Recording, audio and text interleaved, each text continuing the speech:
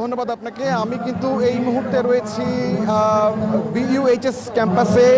আপনি জানেন যে ঠিক বেলা 10:30 থেকে কিন্তু এই এই বিশ্ববিদ্যালয়ের শিক্ষার্থীরা কিন্তু তাদের বিশ্ববিদ্যালয়ের যে ক্যাম্পাসটি রয়েছে সেই ক্যাম্পাসটি স্থায়ীকরণের দাবিতে তারা টেকনিক্যাল মোড় অবরোধ কর্মসূচি পালন করে এবং সেইখান থেকে কিন্তু জানানো হয় যে তাদের এই দাবিটি মেনে নেওয়া হবে এবং মেনে নেওয়ার আশ্বাসের পরিপ্রেক্ষিতে কিন্তু তারা 1 ঘন্টার এই কর্মসূচি বিরতি ঘোষণা করেছে এবং তারা এখন বর্তমানে বিশ্ববিদ্যালয় ক্যাম্পাসে অবস্থান করছে।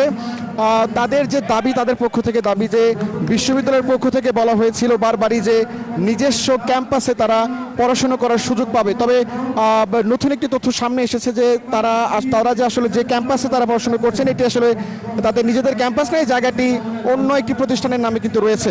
তো সেই জন্যই কিন্তু মূলত শিক্ষার্থীরা সকাল 10:30 থেকে কিন্তু আন্দোলন কর্মসূচি পালন করে টেকনিক্যাল মোড়ে এবং পুলিশের সাথে কিন্তু তাদের কথা হয়, তারা কিন্তু এসে তাদেরকে বোঝানোর চেষ্টা করে, কিন্তু শিক্ষার্থীরা তাদের আন্দোলনে অনড় থাকে। একসময় কিন্তু বিশ্ববিদ্যালয়ের যে ভিসি, সেই ভিসি এসে কিন্তু তাদের সঙ্গে কথা বলে এবং কথা বলে তাদেরকে তাদের এই আন্দোলন এবং কর্মসূচি যে ডাক দিয়েছিলেন সেখান থেকে বিরতিতে নিয়ে আসেন এবং বিশ্ববিদ্যালয়ের ভিসি তাদেরকে আশ্বস্ত করেছেন আসলে তাদের যে দাবি দেওয়া রয়েছে সেই দাবি দেওয়া খুব দ্রুতই মেনে নেওয়া হবে এবং সেই আশ্বাসের পরিপ্রেক্ষিতে কিন্তু তারা এখনো পর্যন্ত তারা ক্যাম্পাসে অবস্থান করছেন এবং শান্তিপূর্ণ অবস্থানে আছেন।